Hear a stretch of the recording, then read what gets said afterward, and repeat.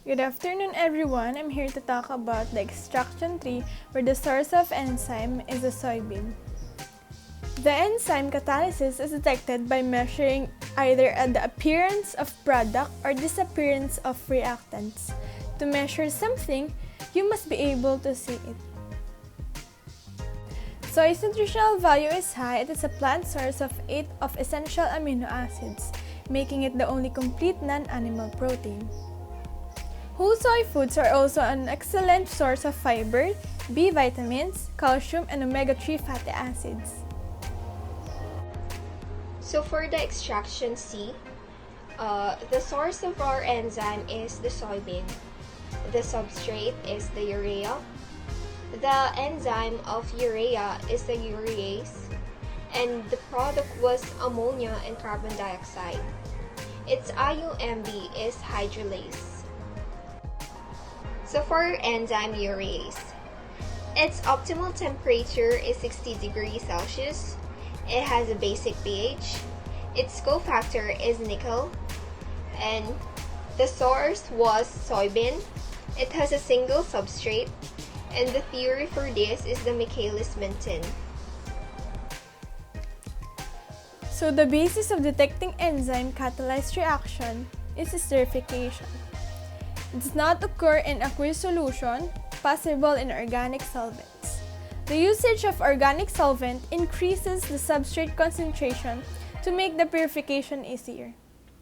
Reaction mediated by organic solvents only need a minimal amount of water. In an anhydrous system, enzyme is inactivated. So the reaction of urease to a red litmus paper is blue, and for the blue litmus paper, it stays the same color blue. The reaction of the urease to the red litmus paper is red, and for the blue litmus paper, it turns to red. The other sources of these enzymes are wheat, rice, rapeseed, maize, rye grain, jackfruit, and pumpkin. So the wheat is to break down complex starches into simple sugars. Rice is an all-natural mix of brown rice, adzuki beans, and a little salt. Rapeseed hydrolysates produced through enzymatic digestion. Maize affects the nutrients digestibility and performance of broilers. Rye grain contains gluten levels that are less effective in increasing the volume of bread. Jackfruit has a potassium for the activation of enzymes that metabolize carbohydrates for synthesis of amino acids and proteins. Pumpkin provides enzymatic exfoliation. The evidence that points to enzyme catalyzed reaction and absence of enzyme catalyzed are litmus paper, iodine test, Benedict test, and foam height. The foam height is the activity of catalase that can be measured by the bubbles of oxygen produced.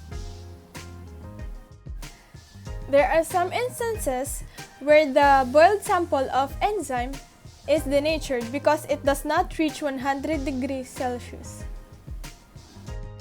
So the clinical significance of the enzyme for urea, urease catalyzes the conversion of urea into ammonia, which is subsequently assimilated by the plant via glutamine synthesis. The main function of plant urease is thought to be related to nitrogen recycling from urea, either formed indigenously or derived from external sources. Urease also has a fundamental role in recycling exogenous urea used as fertilizers. Thus, urease enzyme from microbial sources has a significant role towards human pathogenesis.